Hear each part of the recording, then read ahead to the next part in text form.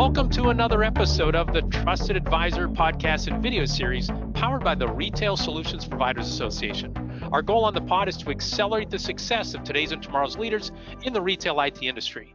I'm Jim Roddy, back with you again. Thank you so much for joining us. This is a special quick take episode of the pod where for about 20 or 25 minutes, we feature an RSPA member who will speak at RetailNOW 2022. If you're not familiar with RetailNOW, it's the Retail IT Channel's #1 trade show, education conference, and networking event scheduled for July 24th through 26th at the Gaylord Palms in Orlando. RetailNOW will feature 6 education tracks, more than 20 education sessions, and dozens of expert presenters, including today's guest.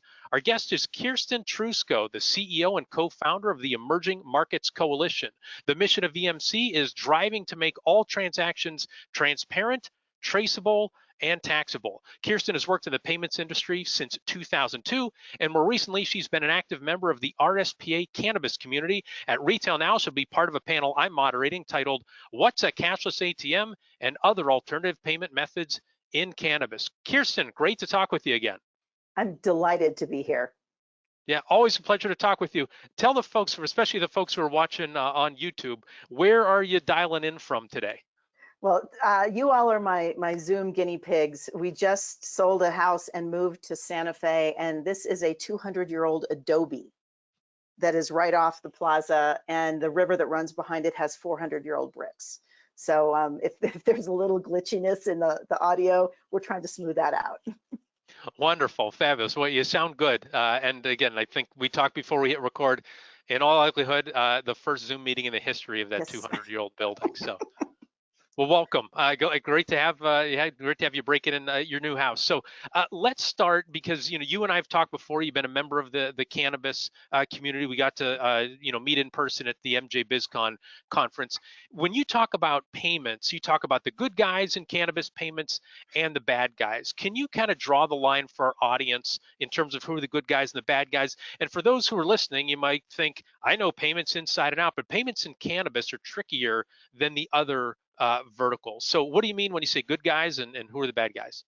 So it comes down to transparency. And you all know that, all your members know that. But I'll go to some of these conferences and the cannabis conferences, and people come up and say, well, I've had all these payment platforms and they get shut down. Every 90 days we get shut down. Or they've frozen my funds or whatever it is. And so you have to back up and explain to them, there's good guys in payments. Pick out a good guy, and one of the key things is make sure that your partner, your payments partner, is fully transparent. So they'll say, well, how do we do that? So we'll take a look at your statement.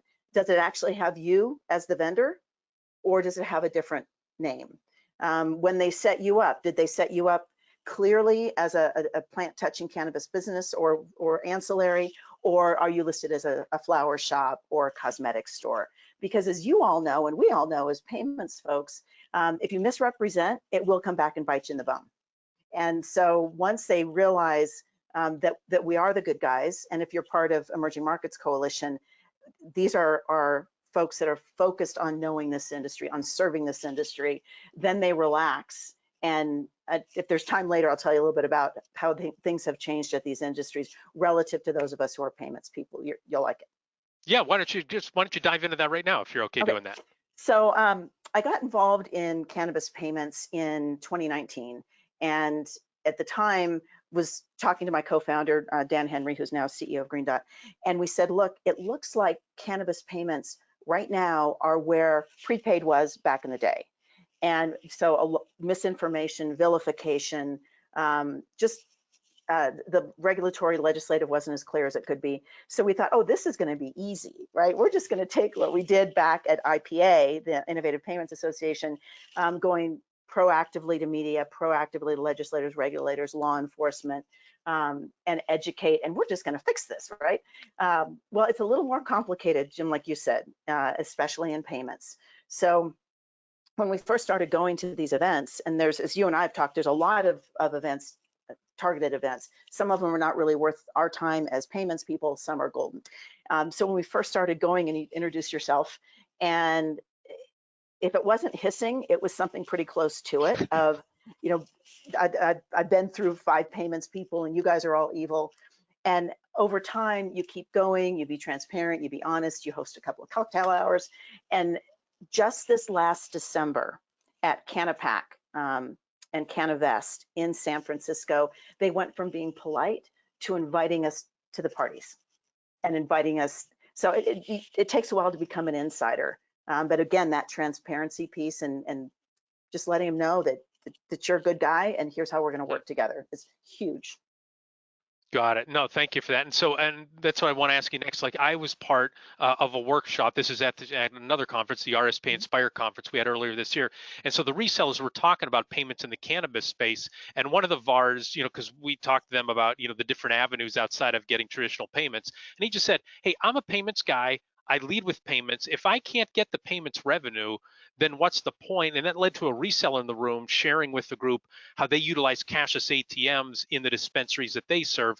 And the group was like, oh my gosh, that's my pun intended gateway into the cannabis vertical. And so can you share with our audience, like, where do you classify cashless ATMs? How do they work? Really, what are the opportunities and what are the pitfalls with cashless ATMs?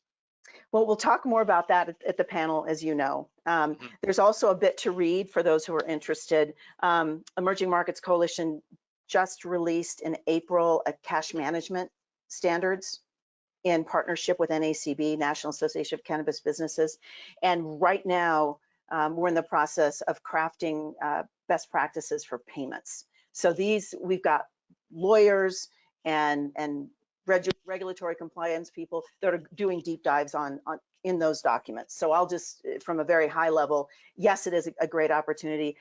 Again, go back to transparency and making sure that all the parties know what's going on and everybody knows who everybody else is and exactly what's transacting. And then follow the rules. I mean, you probably have your own attorneys.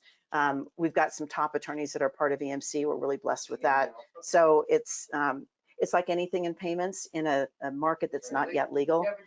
Yes, it's an opportunity. Just make sure that you've got for your state and exactly what's legal or not in your state, that you're following all that. But your members know that. They're all good guys. Got it. But cashless ATMs are a viable option for them. I know there was some conversation at that Inspire event that there are some folks who are saying, no, you can't go down that path, and here's why.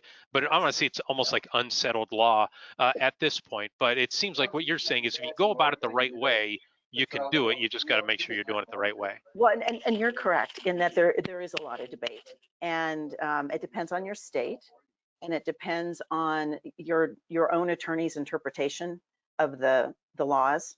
So there are those that are in the space and they're entirely comfortable that they're functioning within those rules within that state. There's others who will take a different opinion.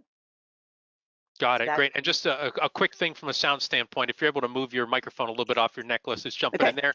And if folks have heard a voice in the background, it isn't a voice inside your head, or it's not like you're on a radio station. There's some interference. Again, Kirsten's in a new place, and that's her husband talking in the background. So let me ask you another question. And so this is just a little bit broader, pulling out from from the cashless ATM. What are your personal expectations for federal cannabis legalization, which would then lead to just that traditional credit card processing, and that would enable the VARs and ISVs in our space, the RSPA, to be able to collect that residual income just like they do in any other vertical market? Is that on the horizon, or is that way down the road from your perspective? So again, varying opinions. One of the things that was really interesting is the perception often of the cannabis businesses, and this is part of, as EMC, part of our mission is education, right? And being very fact-based and transparent. So you've got some who are interpreting SAFE Act being the only one that's out there and terribly active right now. There's others that are proposed but aren't to the same status. So there's some who have felt that, well, as soon as SAFE passes, then all the banks are going to enter, all the card networks are going to enter, all the insurers, yay, right? But if you take a look at the wording around it, it doesn't enable a cross-border. So anytime, as you all know, anytime you're crossing state borders, it becomes interstate and the federal takes over. The way it's worded is lovely if you're an FI in a state with a licensed business in that state. as soon as you cross the state lines, and any federally chartered entity has a challenge. So think Visa, MasterCard, Amex, Discover, the insurers. So SAFE won't fix it, and SAFE is the one that's furthest along. But it is interesting in an election year. If you're digging in and you're talking to your political pundits, cannabis is a huge deal. If you're on one side of the aisle, it is a huge tax and revenue deal. And that's the main push. If you're on another side of the aisle, it might be more about social equity and medicinal. Both sides agree on veterans, that this can really help veterans get off of some of these drugs that have been prescribed before. Yeah. So it's never dull on almost any topic you choose related to cannabis. For sure. And so it sounds like we're a ways away. Like this is going to be a messy process, and it's not like, if there's momentum behind it, it's not like clear, obvious momentum in this political climate. Nothing's clear in this political climate, but keeping in mind it's an election year and there's a lot at stake with both the D's and the R's. So there could be, there's lots of different ways that SAFE could get through. The action, and we shared with you a bit, the action is adding wording to it that will help to enable cross-border. Got it.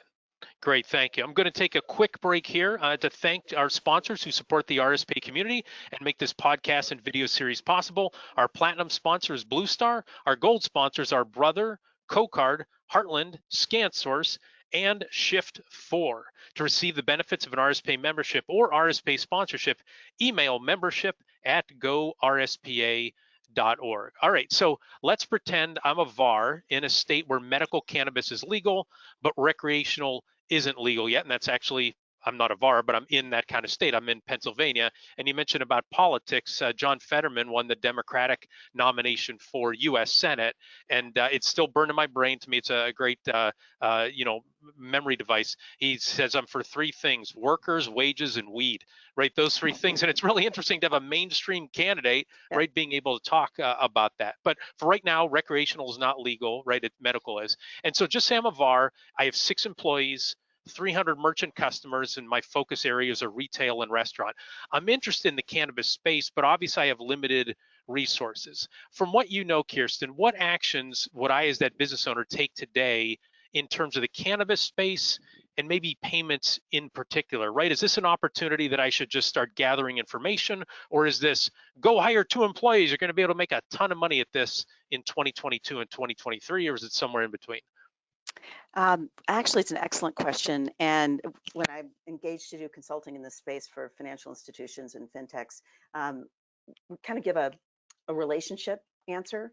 So take a look at your portfolio. What do you have that might be, they might have intentions to be adding CBD or cannabis, especially some of yours that are larger and might be more into that space. So get a sense if they're going to be moving.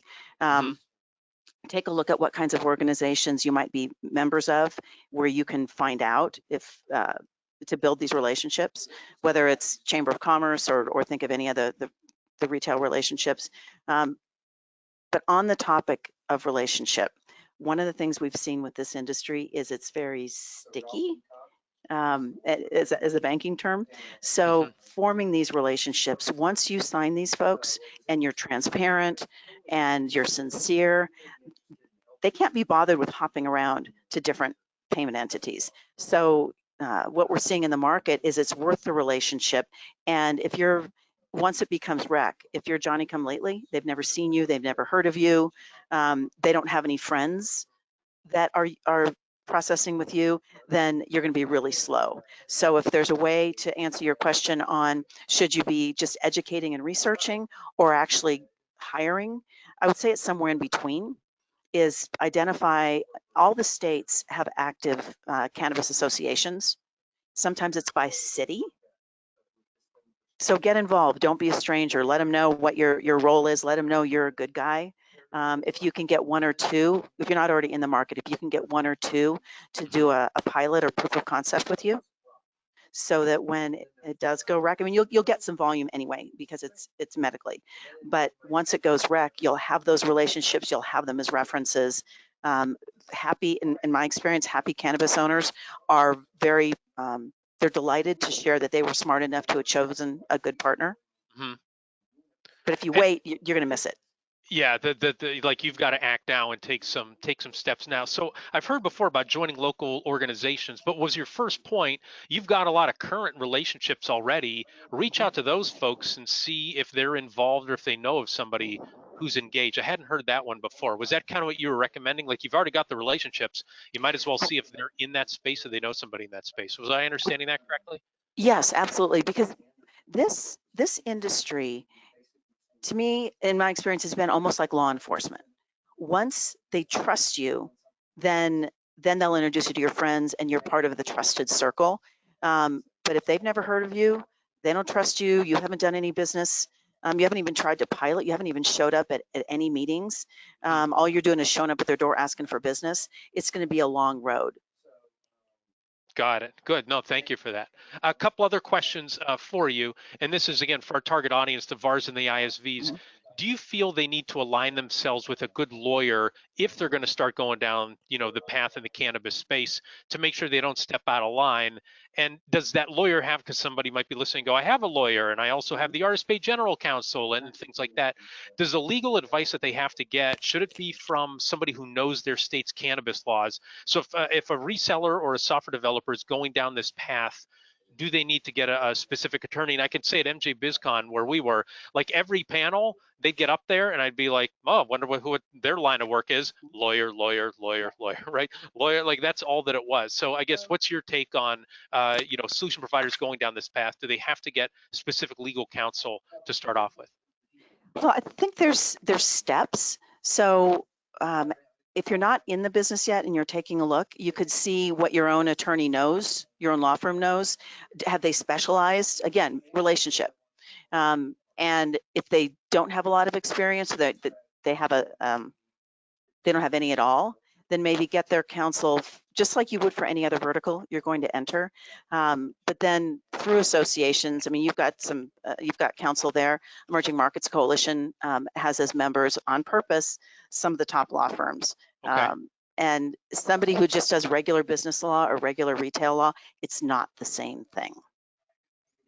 Yep, absolutely. It seems like it's really something you got to stay on top of from a legal standpoint because the rules are changing on a regular basis, state by state. Absolutely. Well, that's one of the reasons with best practices, like with cash management and payments with Mhm. EMC, those are living. Those are living documents. And you have to constantly go back because part of the excitement of this industry is it's constantly changing. Yeah, best practice on Jan 2nd, 2022 is not the same as on June 2nd, 2022 necessarily. So Absolutely. That's a, last question for you, Kirsten. So general about trade shows and conferences. You're a veteran of attending those kind of events. What's a tip or best practice you want to share with our audience how to get the most out of an in-person event? well, again, relationship. So in advance, if you can identify what events are going on, not just that are obvious on the schedule, but what's going on as a side event, like for instance with EMC, before MJ Biz, before any major cannabis conference, we hold something called a 420 Financial Forum. It's the afternoon before. It's a brief panel on, hey, what is this? Who's going to be here? What's the inside story? And then cocktails. And there's cannabis leadership and banking leadership there. So when you get to the floor, you'll know people, they can make introductions. If you've already got cannabis clients, find out what parties they're going to, what events, what breakfasts, because this industry is different, quite a bit different than fintech, where we're used to everything's on the schedule, it's online. It's not the same with this industry. There's so much. In fact, most of the cool stuff goes on and it's not published. Got it. And the advice I would give to folks, I want to get your take on this, is stick around. Like, don't take off early. Don't say nothing's going to happen here. Because I remember specifically, I went to MJ BizCon early. They had association day. I went around, and the vast majority of the associations didn't apply to, the payment space or the technology space. Like there was growers in Montana or something like that. Like, we're not going to be able to work with them. Yeah. But then, and you hadn't, you were tied up, and so you hadn't been there yet. And so I thought, I'm just going to make sure I stay around. And then you reached out to me after you showed up there, and we're able to get together, and you introduced me to a whole bunch of folks. So I'm super grateful for that. So I think that's part of it, is like, never leave a sporting event early, never leave an event early as well, because you never know who you're going to bump into. Well, that too, and that was really fun when you and I got a chance to connect. Again, relationship, right? So if you've got to your members, if they've got anybody that's an insider, try to attend a pre-event and then see if you can't entice them to introduce you around as a good guy. Yeah, great. Before we close, how does it feel to record the first podcast in the history of that 200-year Adobe in New Mexico? It is. It's amazing. This area is incredible. Way different than where we were before. And where were you before? Houston, big house, lots of good technology. Good. Well, I'm sure over time you'll get it up to speed. But Absolutely. It's one step at a time when you're moving. Absolutely. Thanks for being my guinea pig. Sure, happy to do it. Well, that does it for this episode of The Trusted Advisor. We hope you enjoyed our discussion. If you did, be sure to subscribe to the RSPA YouTube channel and the Trusted Advisor podcast so you never miss an episode. And be sure to register for RetailNOW 2022, July 24th through 26th at the Gaylord Palms in Orlando. It's going to feature a diverse high-tech expo hall, plenty of networking opportunities, and several great education sessions, including what's a cashless ATM and other alternative payment methods in cannabis. For all the details, visit the show website at gorspa.org/RetailNOW. Before we go, big thanks again to Kirsten Trusko for sharing her wisdom with us today. Thanks also to RSPA Director of Marketing and Strategic Partnerships, Chris Arnold, for his production work, Joseph McDade for our music, and last but not least, thanks so much to you for listening. Our goal at the RSPA is to accelerate the success of our members in the retail IT ecosystem by providing knowledge and connections.